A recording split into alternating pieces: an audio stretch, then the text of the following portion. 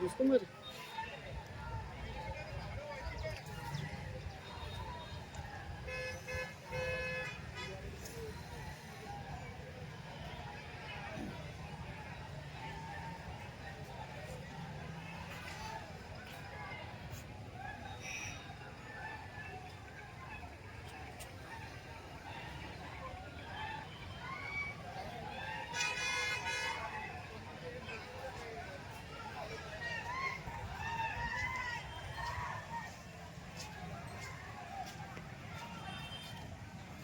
చేయటము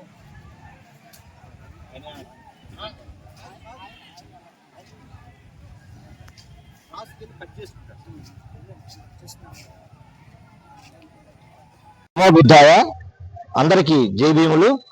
నా పేరు Y Haribabu, the Buddhist society of India Andhra Pradesh రాష్ట్ర అధ్యక్షులు మరియు నేషనల్ ట్రస్టీగా పనిచేస్తున్నాను. ఈరోజు డాక్టర్ బాబాసాహెబ్ అంబేద్కర్ కోనసీమ జిల్లాలో ఇక్కడ కలెక్టరేట్ లో కలెక్టర్ గారిని కలవటం అనేది జరిగింది.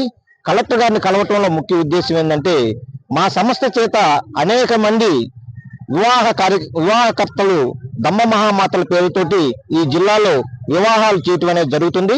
ఈ బుద్ధిస్ట్ వివాహాలని గవర్నమెంట్ గుర్తించడంలో జాప్యం చేస్తూ, కేవలం గవర్నమెంట్ గుర్తించాలంటే బౌద్ధ వివాహ పద్ధతిలో జరిగినటువంటి వివాహాన్ని మేము గుర్తించాం, కేవలం హిందూ మత పద్ధతిలో జరిగినటువంటి వివాహాన్ని మాత్రమే మేము రిజిస్టర్ చేస్తామని చెప్పేసి బౌద్ధ వివాహ పద్ధతిని తుంగలో తొక్కడం అనేది జరిగింది. కానీ 1955 హిందూ మ్యారేజ్ యాక్ట్ ప్రకారం కేవలం హిందువులుగా కాకుండా బౌద్ధులు, సిక్కులు, జైనులు వీరి యొక్క ఆచార పద్ధతుల ప్రకారం చేసుకున్నటువంటి ఏ వివాహాన్నైనా కానీ హిందూ మ్యారేజ్ యాక్ట్ ప్రకారం మీరు రిజిస్టర్ చేయవలసిందని చెప్పి మనకు చట్టం చెబుతుంది.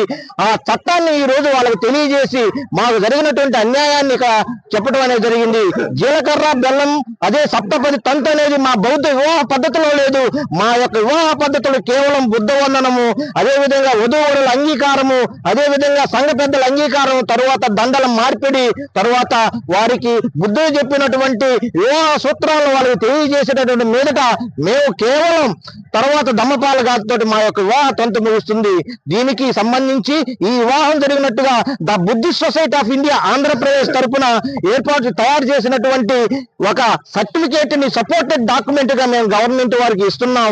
ఈ యొక్క సపోర్టెడ్ డాక్యుమెంట్ ని మీరు పరిగణలోనికి తీసుకొని దీన్ని కూడా బౌద్ధ వివాహాన్ని కూడా 1955 హిందూ మ్యారేజ్ యాక్ట్ ప్రకారం మీరు రిజిస్టర్ చేయాలని చెప్పి ఈ రోజు మేము కలెక్టర్ గారిని కలిసి వినతి పత్రం ఇవ్వడం అనేది జరిగింది. దీనికి ఆయన సానుకూలంగా స్పందించి సంబంధిత రిజిస్ట్రార్ గారిని పిలిచి దీని మీద వెంటనే ఎంక్వైరీ చేసి జరుగుతున్న పొరపాటును గుర్తించి వాళ్ళకి సరైన న్యాయం తొందరలో చేయమని చెప్పి ఆయన చెప్పారు. అందుకు మీ యొక్క మీడియా ముఖంగా కలెక్టర్ వారికి మా హృదయపూర్వక బుద్ధ వందనాలు తెలియజేసుకుంటున్నాను. జై భీమ్.